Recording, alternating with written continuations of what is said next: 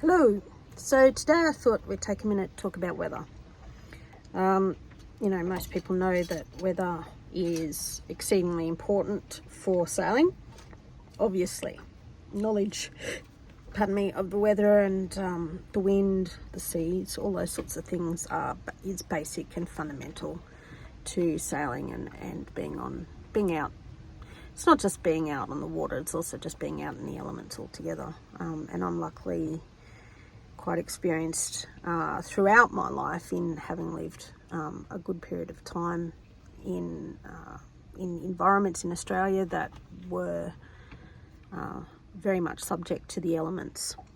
So I'm lucky to have a reasonably intrinsic feel for weather, which has proven to be reasonably good in judgment over the years.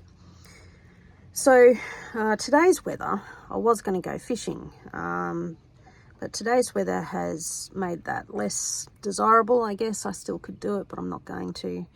And the reason why it's less desirable is, as I mentioned previously, there was going to be some winds today, and that is the case. There are winds today, southerly winds around 16 knots, gusting up to 20.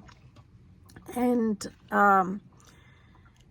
I wanted to talk about why experiencing that can be different in some harbours. So in this part of the world, firstly, a southerly wind feels much stronger than other parts of the world because it's colder. So it's coming from, towards Antarctica, and it is more solid wind, so it has more has more effect when it hits the sail or when it hits the boat. It feels apparently stronger and has more force to it at the same knots than, for example, a northeaster would. Usually it also comes with weather, and in this case we've got a southerly low that's increasing at the moment and will be deepening into tomorrow. So the wind has rain with it as well. But the thing I wanted to talk about is this particular anchorage in Middle Harbour, right up the back of Middle Harbour in Killarney Heights near Bantry Bay. And as I've mentioned previously, there are, for Sydney, some largish cliffs all around in every direction, which means that it's quite a protected spot. I'm also right behind, in terms of geographical location, I'm right behind Killarney. It's sort of like there's a cape, like a little poking out bit of the harbour, and I'm sort of tucked in there. So from a current perspective, I'm also reasonably protected. It is quite, it gets more shallow here. It's not as shallow as it is down towards the boat ramp, but shallow can sometimes mean that you get a bit of a whip up, but that's only in exposed areas, and as I mentioned now several times, this is not an exposed anchorage. But what is happening here is that the wind is not coming from the south, it's coming from the southeast.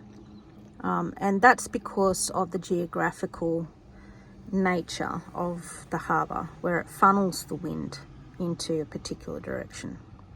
And how that is experienced is that instead of a regular blow like you would get out in more open water, you're getting gusts that are being funneled, that are having sort of a wind tunnel effect, that are coming through, being twisted around by the sides of the harbour, by the cliffs, and swirled around, sometimes back onto itself, which both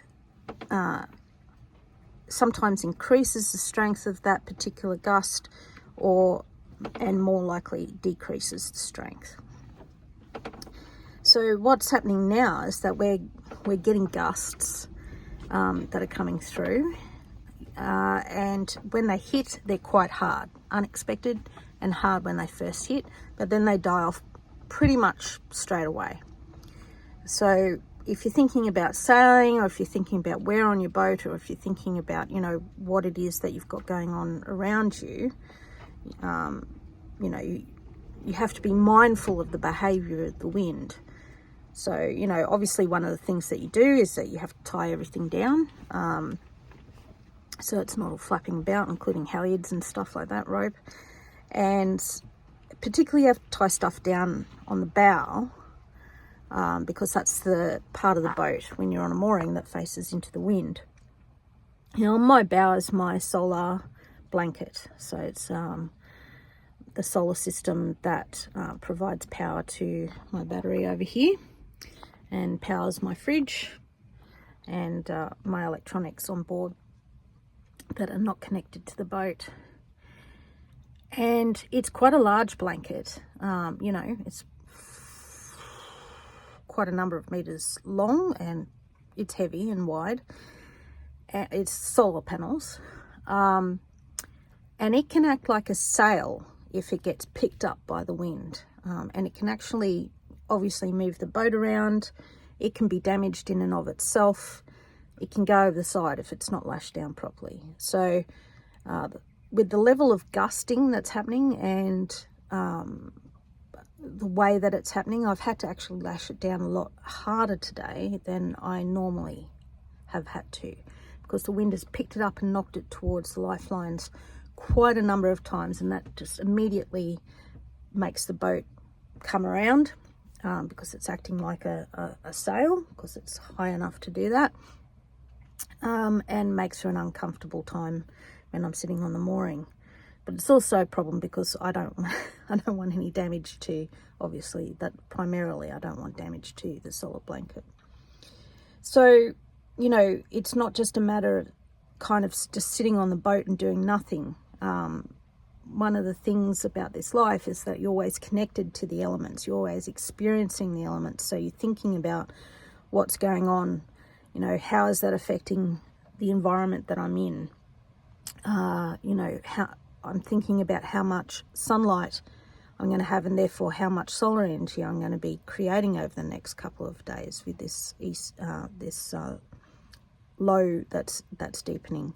So I'm thinking about, when do I actually, you know, recharge my various electronic equipment? How much do I use of the fridge? Things like that. What things am I drinking and eating first that might, you know, not hold their freshness for as long if I do run out of power? So, you know, there's a lot more sort of going on in your head in terms of being exposed to the elements, understanding the elements and their interaction with the geographical environment that you're actually in the local environment, as well as the more broader environment. And it's that challenge that is actually quite exciting to me and interesting to me, and I like it. Others would probably find it quite overwhelming, I have no doubt, but it's part of being a sailor. So I just want to talk about that today, just a little bit about weather. Obviously, you know forecasts and all those things are relevant, but perhaps you didn't know how intrinsically enmeshed in being out in this environment actually is, and how in touch with every moment you need to be in terms of your environment and the weather. So have a good day.